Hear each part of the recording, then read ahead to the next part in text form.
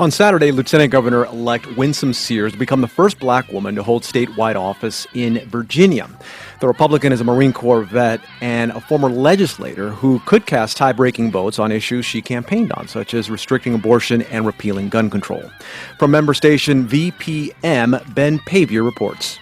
Winsome Sears moved to New York from Jamaica when she was 6 years old. Everything was unfamiliar. The smells, the cold, the deadbolts on her apartment door. When I stepped off that plane at JFK, it was very traumatic because I stepped into a new world. Sears was following her father, who she says arrived with only $1.75 in his pocket. But Sears thrived. She graduated high school early with honors and joined the Marine Corps. She got a master's, started her own business, and is now set to become one heartbeat away from becoming governor. Sears sees her own success as proof that the U.S. is progressing when it comes to race. I'm from another country, another culture, but here I am.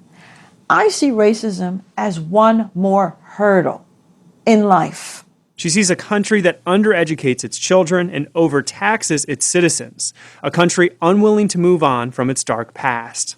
Slavery happened, absolutely, and there are some vestiges of it. But how long are we going to go back there? Virginia has been shaped by centuries of racial trauma, from slavery to redlining. Democrats have been talking more about those scars. Sears embodies a fiery Republican response to that. Go find another victim. Stop it. That's what I say. And let's move on. It's not Sears' first time making history. In 2001, she became the first black Republican elected to Virginia's General Assembly since Reconstruction. She pulled off the win in a heavily Democratic district in Hampton Roads against a longtime incumbent. Everybody was shocked, of course, when she won. Republican John Cosgrove was elected alongside Sears. He says Sears was an independent-minded conservative who got along with everyone.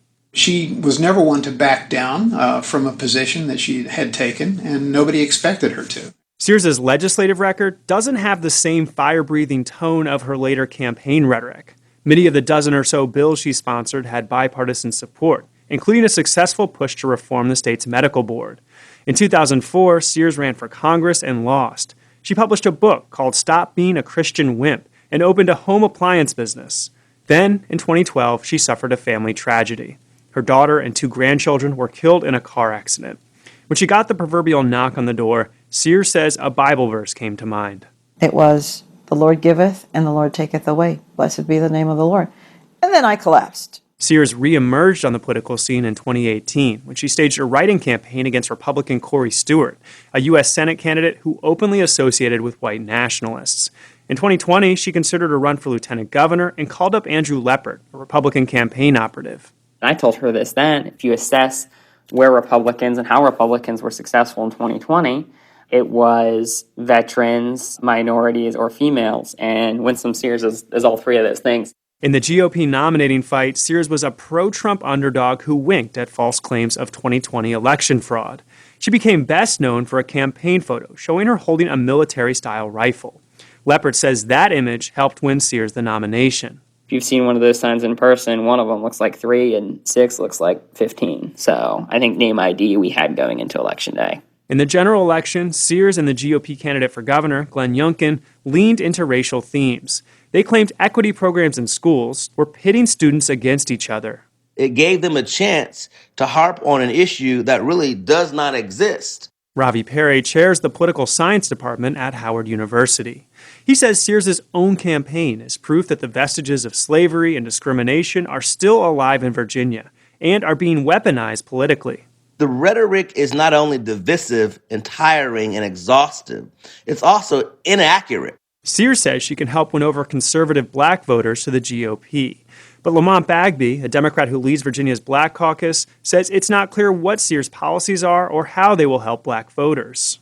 Black folks aren't just voting for Democrats because they like the color blue.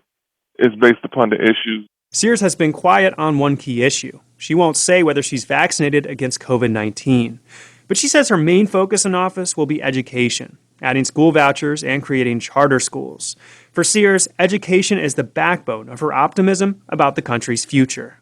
America is progressing. She is. I'm proof.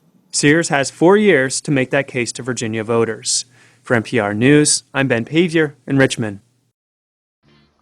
Winsome Sears, congratulations on your win, okay? I don't subscribe to either party and shit. But I want to tell you something and shit. It's regarding your comments about slavery, alright? So regarding your comments about slavery and whatnot, because as an immigrant and shit, as a Jamaican-born immigrant and shit, you have the right to do whatever you like and shit. As a citizen of this country, you have free will, free speech and shit to say and do what you like and whatnot. And doing that has landed you in a political office and shit, I would say. And whatnot. You have the right attitude for the job and shit, so they would have you believe and shit. But I want to tell you something and shit. And what I want to say is, you know, as far as slavery goes, that is none of your goddamn business, okay? Alright, do you hear me? You hear me? I am a citizen of this country, born and bred here. I was born here.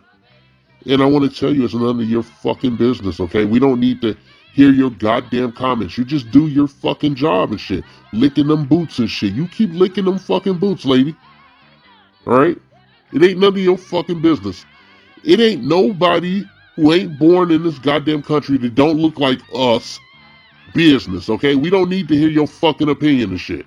Alright? You have the right to express it, as I am expressing mine now, to say fuck you. Alright? Fuck you. Alright? Virginia's fucked. Alright? That's a fucked up place. Now I ain't gonna have my ass caught up in that bitch.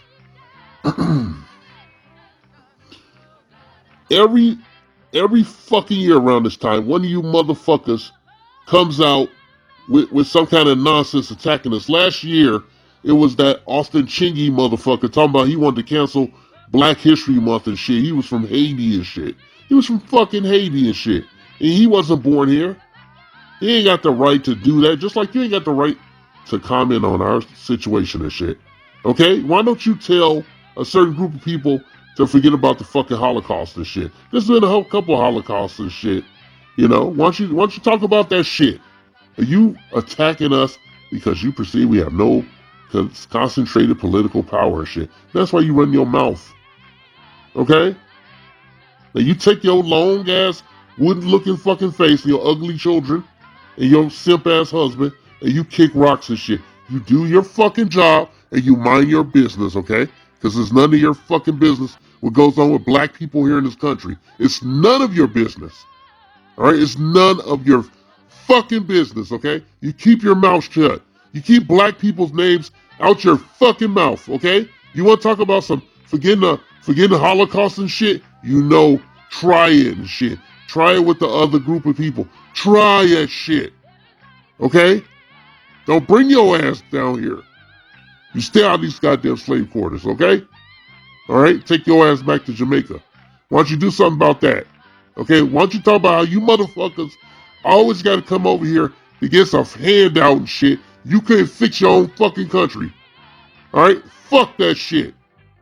Okay? Black History Month right around the corner. You bitches getting started early. All right, so congratulations on your motherfucking win and keep your mouth shut. You keep our name out your fucking mouth.